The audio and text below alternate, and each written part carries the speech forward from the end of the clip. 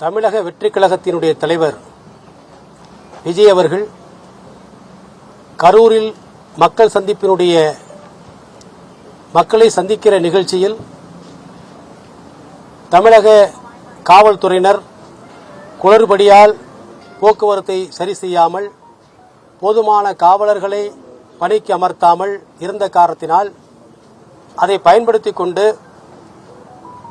ஆளுகிற திமுக முன்னாள் அமைச்சர் செந்தில் பாலாஜி மற்றும் அவருடைய சகாக்களால் இந்த மிகப்பெரிய தமிழக வெற்றி கழக தலைவர் விஜய் அவர்களுக்கு தமிழக வெற்றி கழகத்திற்கு எதிராக மிகப்பெரிய சதிவலை பின்னப்பட்டிருக்கிறது என்பதை இந்த மனுவிலே கூறி உடனடியாக மாநில அரசாங்கத்தின் கீழ் இருக்கக்கூடிய தமிழக காவல்துறை இந்த மனுவை விசாரிக்கக்கூடாது, இதை central bureau of investigation CBI தான் விசாரிக்க வேண்டும் என்று நாங்கள் மனுவை தாக்கல் செய்து இன்றைக்கு தாக்கல் செய்திருக்கிறோம்.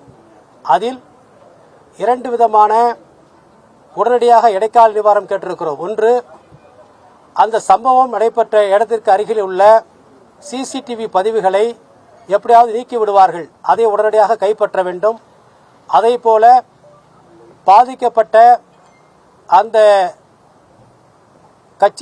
எங்கள் கட்சியினுடைய தொண்டர்கள் அவர்களுடைய குழந்தைகளை இறந்திருக்கக்கூடிய பெற்றோர்கள் அவருடைய உறவினர்களை சந்திப்பதற்கு தலைவர் விஜய் அவர்களுக்கு உரிய பாதுகாப்பு தர வேண்டும் என்று 2 கோரிக்கைகளின் அடிப்படையில் மொத்தம் 3 விதமான கோரிக்கைகளை வைத்து இன்றைக்கு நாங்கள் மனுவை தாக்கல் செய்ய இங்கு வந்தோம்.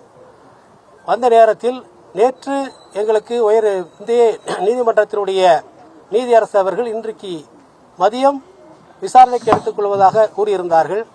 ஆனால் இதுவரை எங்களுக்கு இந்த ரிஜிஸ்டார் ஆஃப் ஜுடிஷியலுக்கு எந்த விதமான உத்தரவு வரவில்லை என்று சொல்லியிருக்கிறார்கள். அதனால் நாங்கள் காத்திருக்கிறோம். இன்று ஒருவேளை அது இந்த மனுவை விசாரிக்காமல் இருந்தால் நாளையோ அல்லது வெள்ளிக்கிழமையோ இந்த மனு விசாரணைக்கு வரும் என்று நாங்கள் நம்புகிறோம்.